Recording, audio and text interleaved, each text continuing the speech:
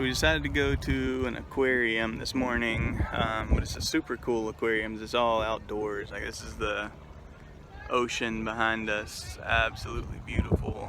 And then all of the tanks are outside too. The whole building. It's like a little shark exhibit over here. Emma's still screaming, but it's really cool. They keep the fish only for, I guess, a few months. They actually catch them here in the ocean and keep them for a few months and then release them, and just constantly like changing the fish out. That way they're not keeping fish in captivity for their whole life. It's like a cool little setup they got here. They got sharks, stingrays, sea snakes, some trevally grouper, a bunch of cool fish.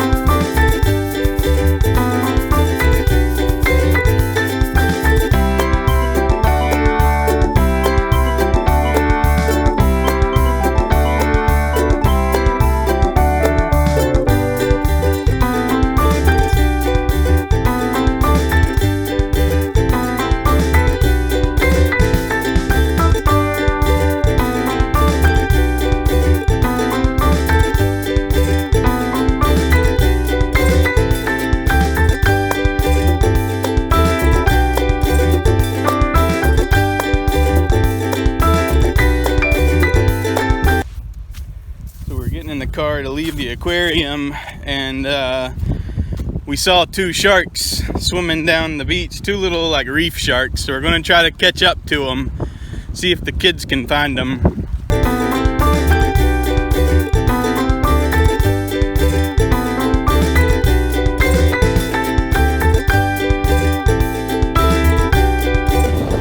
I don't even know if you can see them or not, but they're right there.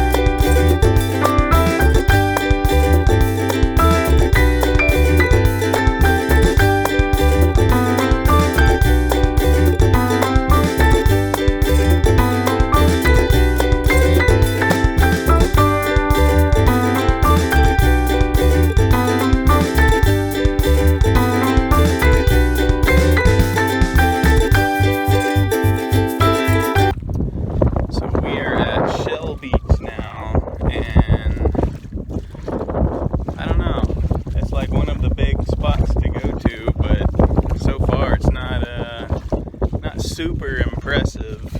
It is at low tide, so I will give it that. But basically the beach is just nothing but seashells. You can tell it's super low tide right now.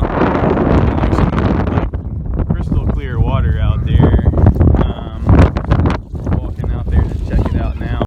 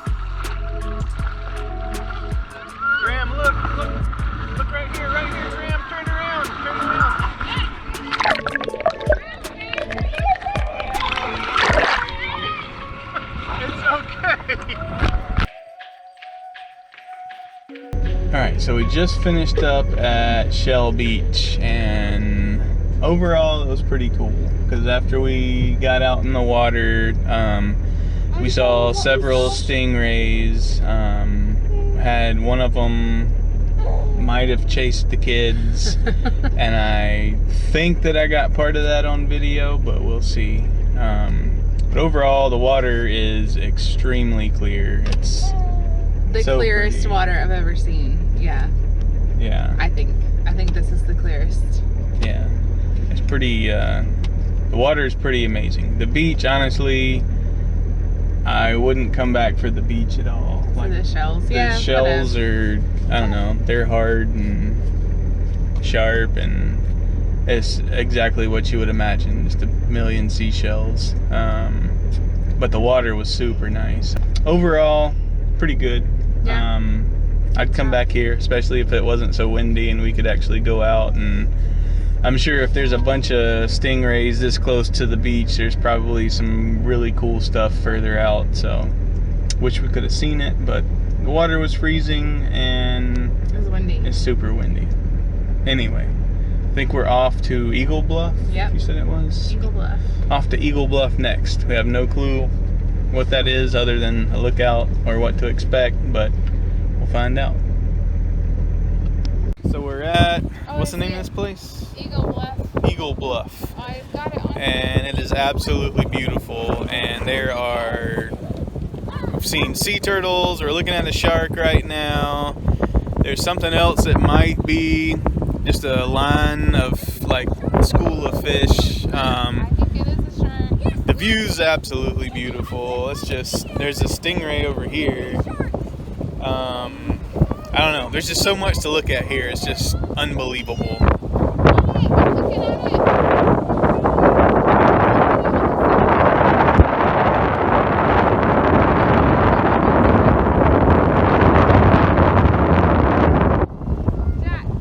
Jack, come over here.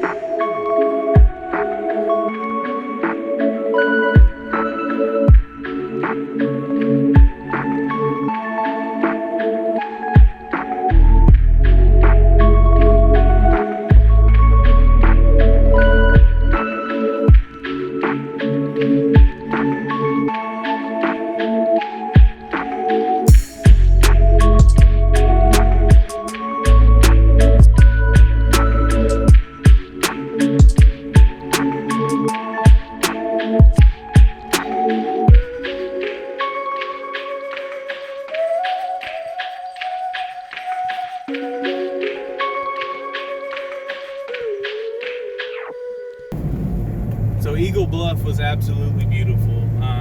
I doubt anybody that lives in WA is watching this video to try to figure out where to go in Denham, but if you are, I would say that so far from what we've seen, Eagle Bluff was the best. We went to Skipjack Point, and that was really pretty. It was worth the trip, I would say, but Eagle Bluff is not only way easier to get to, but we saw a lot more wildlife, just all around a lot more beautiful. Alright, so we are at the inlet to Little Lagoon.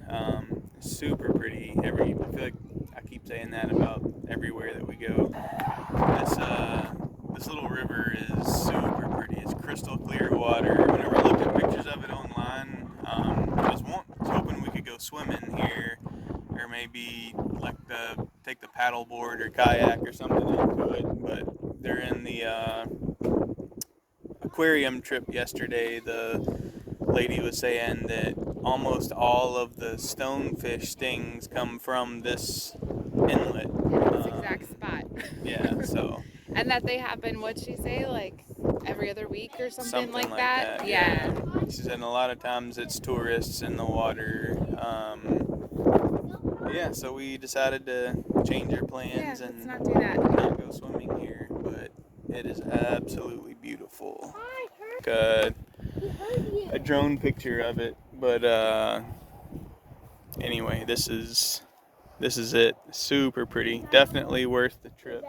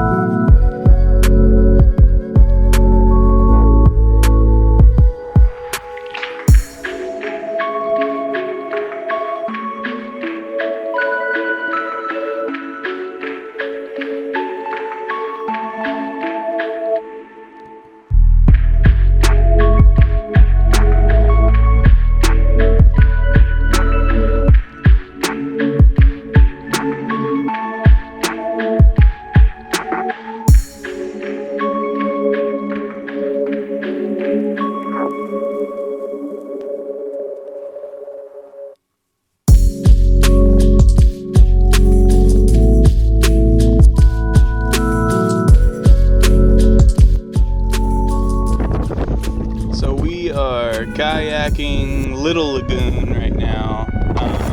And the wind, I know I've talked about the wind like the whole time we've been here, but it's unreal. Like I haven't paddled the kayak yet. I've used the paddles to slow one side down to keep us going straight, but I haven't actually paddled the kayak yet.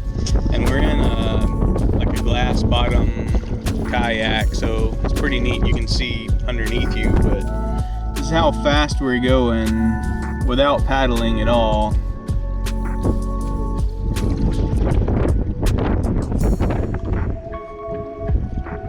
But anyway, it's pretty neat. What do you think, Jack? Huh? You don't know? Are you having fun? Alright. So we just left, was it Little Lagoon, the beach area, and that was super pretty. It's really cool. Emma's tired. All the kids are tired. Like done tired.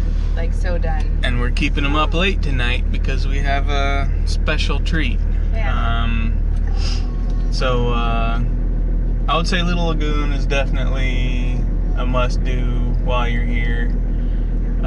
Took the kayak out and paddled around. The wind was super strong, so pretty much just let the wind carry you out, and then it was a struggle to paddle back to the shore. Not a whole lot of fish, not a lot to see, but It was a relaxing time. yeah. Yeah. We just set up the awning and had lunch, and it was a good time. Yeah. It was. Tired. So now we're going to just drive around and hope that the kids fall asleep before our next stop tonight, which is a Didgeridoo dreaming by the campfire. So basically they cook like a traditional Aborigines meal. Yeah, over the fire, and teach us how to play didgeridoo. So we made it to our next stop, a little bit unplanned, but have this place that we figured we had to come see and that y'all would get a kick out of it. It's called the Thong Shack, and it's where basically people's when their thongs break, they just hang it on this building. But the trick is they're Australian thongs, which are flip-flops. So obviously when we first heard that there was a thong shack where people hang their thongs, it caught us off guard a little bit. A little alarming.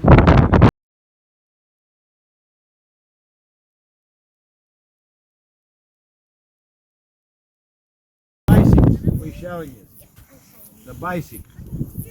Now we go on to step 2.2. That's 3 breaths till we get right through.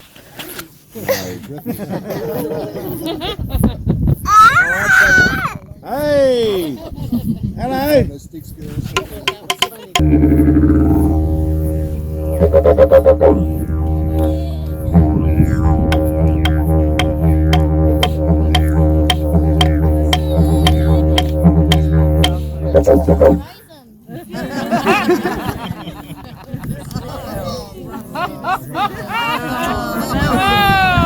Hey!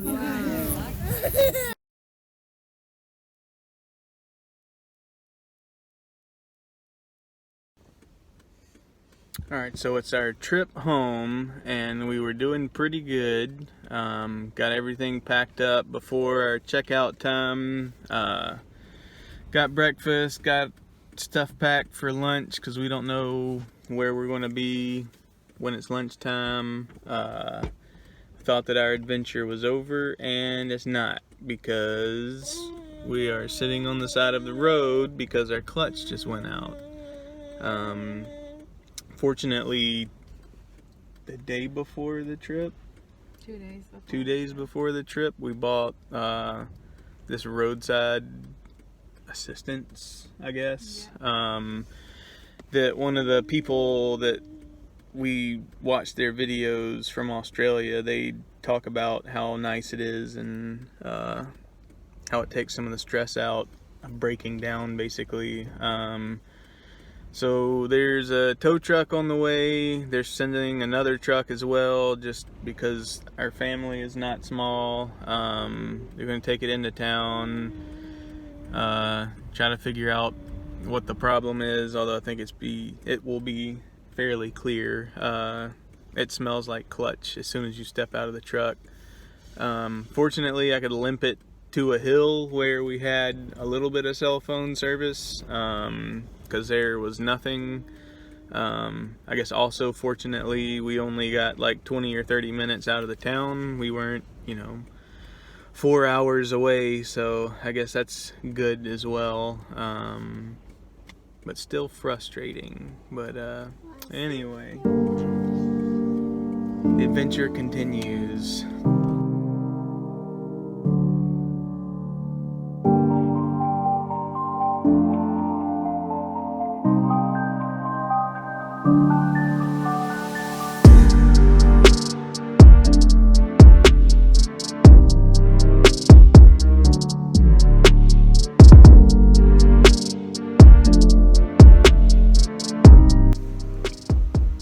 So we finally made it home. Just kidding. This is not our home. We finally made it to a hotel. We could not make it back to Exmouth today. But the I guess the company that we have what is it called? Roadside assistance. The roadside assistance through the RAC. The people closest to us was the Shark Bay Towing, something like that. They were absolutely phenomenal. Yeah. They not only do they not work on Saturdays, but they came out and they picked us up. They didn't bring one truck, but they brought 2 trucks because their family was so big, and we had a tent trailer. The roadside assistance is supposed to recover us back to home, so they're paying to tow our car back to Exmouth, and they're supposed to pay for us to have a rental car back to Exmouth as well, right? Yeah. But there's no rental car places here Yeah, at all. that doesn't exist. Yeah. That's not an option. And so this guy, doesn't charge us a dime, and he's just like, I've got this other car. It's his own personal car. Why don't they just use that, and just completely lends us one of his little cars. I mean, it's nothing super special, but I mean, he didn't have to lend it to us at all. He said that he's taken it from here to Perth fairly often, which is about the same distance where we are to Exmouth. I don't know, it's just unreal. Just this guy that I've never even met before, not making a dime off of letting us use his car, is just like, yeah, sure, just take our car. I've never met you before, but I'll help you out however I can. And that just kind of seems like the Australian way. But so we ended up staying in a little, it's like a beach house, I guess. We looked out and we found something to spend the night in tonight that wasn't the tent. The guy was talking to his boss, and I guess his boss alluded to us finding a place to stay in one of the campsites, because the RAC is also supposed to pay for our overnight stay or whatever. And I told him, I was like, we'll stay wherever, but I'm not setting that tent up again. I could hear him talking to his boss. He was like, yeah, I don't think they're setting the tent up again. So anyway, I mean, we couldn't be happier with the way a really crappy situation turned out. Yeah. Not only was the RAC absolutely amazing and took care of us, but I guess the boots on the ground, like the guys that were actually doing the work, they were equally as impressive, if not more. I mean, somebody that owns this towing company, they wanted to fix a truck for us, but they were a week or a week and a half behind on jobs that they were working on. So not home yet, but we leave tomorrow morning, hopefully again, yeah, to make it back to the big town of Exmouth. I'll let you know if we make it. So we are on attempt number 2 at getting back home. Had a pretty good night's sleep. Kind of took it easy yesterday after we got back to the villa or hotel or whatever you want to call it. Didn't do a whole lot going out to eat. It's kind of funny because we ran into one of Graham's classmates. But on our way back now, hopefully this will go a little bit better. Still getting passed by cars, but we I don't know, we're probably 45 minutes into the drive, so far so good. We're in our borrowed car, a little bit smaller than ours, but we're definitely grateful for it. Yeah, anything to add?